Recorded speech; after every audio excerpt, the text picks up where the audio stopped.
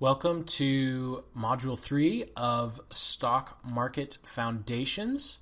I'm Jason Whaling, and today we are going to talk about profiting from the markets, the difference between investing and trading, and detail the different ways traders and investors use different strategies and tactics to profit in the markets and minimize risk. In Module 1, we briefly covered how the stock market works, what stocks are, why companies issue stocks in the first place. Module 2 was all about what moves the markets. So we looked at the difference between risk and volatility and all the different factors that move the market. And today, we're going to look at how we actually profit.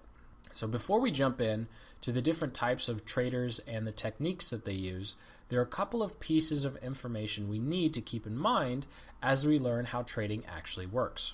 So here's the basics of a stock trader. A stock trading itself is the active act of buying and selling stocks and managing positions. A position is what a trade is called when traders' money is in the market or a specific stock. It is very important to understand the process of stock trading if we plan on risking our hard-earned money in the markets. The following sections will outline the most common types of traders, techniques they use to make money in the markets. Now, volatility. Volatility is key for traders. All trading techniques exploit price movements of a stock in some way or another. Without volatility, traders wouldn't have anything to trade because they're trading stocks and volatility. They're not really concerned with the underlying companies. So think of volatility as the lifeblood of a trader. In the same fashion, cash flow is the lifeblood of a business. The more volatility that exists in the market, the greater the income opportunities for a trader. Here's a quick, very, very quick overview of some trading psychology, which is really important to be a successful trader.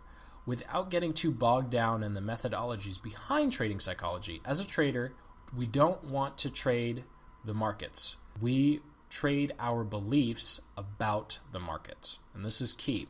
This means each trade you and I make is a result of our perception of reality and not reality itself. And this may seem a little abstract, and that's okay. To really illustrate this point, let's look at the classic question, is the glass half full or half empty? You could say it's half full, and I'd say it's half empty. Both of us would be right. The trade we put on, however, would be very different based upon our varied beliefs about the glass, even though we are looking at the exact same glass. So that's really key to know with trading. You're trading what you think you see in the markets, because what you see may not be what other people see. Next, we have trends. And again, we're just going over the basic mechanics of stock trading before we jump into the different types of traders.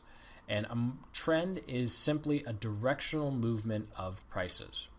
So a bull market would mean the market is in an uptrend because prices are rising. In contrast, a bear market would represent a downtrend because the trend of prices would be moving down. Now, bull and bear are normally used the general up or down movement of prices on a much broader scale. So bull and bear markets, we're normally talking about months or actually we're normally talking about years. Sometimes you can say this month has been bullish or this month has been bearish, but generally bull and bear is used for much, much longer term overarching macro look at the markets, where trends traders are looking at a weeks or weeks, days, sometimes even hours. Hours or minutes. So trends are on a much, much shorter time scale. So you wouldn't really say, oh, the market is in an uptrend this year. You'd say, oh, the market is bullish this year. But you wouldn't really say, if you're looking at a 1 minute chart of a trading pattern for the last half hour, you wouldn't say, oh, this is a bullish stock. You'd say, oh, this is an uptrend. So they're kind of interchangeable, but I just want to show you the difference. Trends are looking at a much narrower time frame as bull and bears are. And finally, we have money management plus position sizing equals success. Because before we jump in the different types of traders and techniques, there is one common success factor among all of them when it comes to trading, and that's position sizing. And position sizing answers the question of how much. How much money do I put on the line with each trade I'm making? While this may seem like a simple subject, the mathematics and methodology behind the money management can be quite complex. Money management will keep us from risking too much money and blowing out our accounts. So if you decide you want to be a trader, make sure you learn about money management and position sizing, because it is the number one success factor across all different types of traders and all different types of markets. Any real professional will tell you it's the most important part of trading, even more important than chart reading and trading techniques. So without further ado, let's jump into the different types of traders. There are several types of trading techniques and that can be implemented over various time frames. Since there's no exact right or wrong set of labels for different types of traders, trading time frames, or defining trading techniques with their time horizons, we are going to discuss some more common trading techniques used. The four most common types of trading are day trading, short-term trading, medium-term trading, and long-term trading.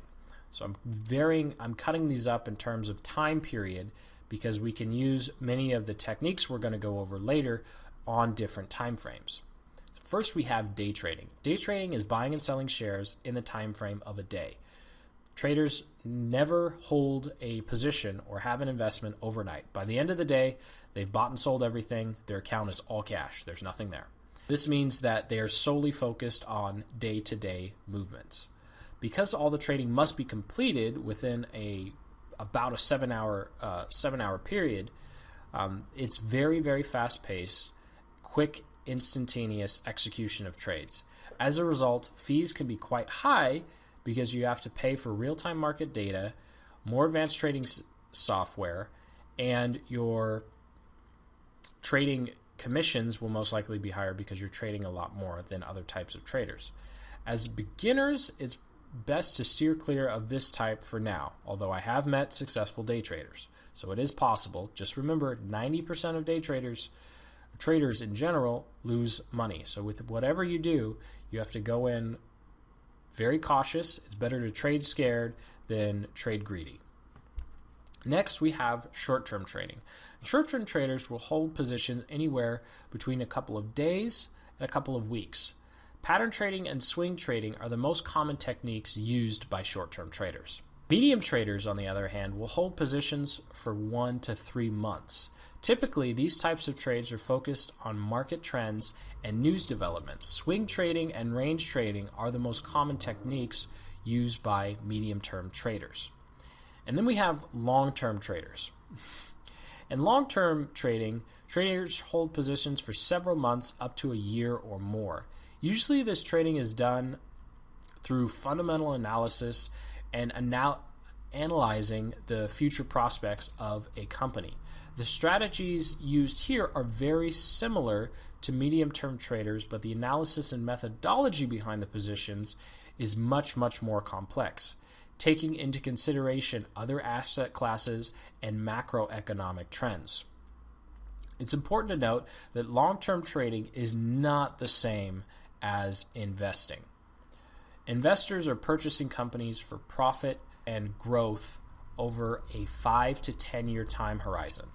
While long-term trading uses many of the same analysis techniques, the trader is still looking to profit from a movement in a company's price, not necessarily from the company itself growing. And they have a defined time frame to exit the trade if the price doesn't work out according to plan. Now that we have the different trading timelines and profit horizons, let's jump into the trading techniques.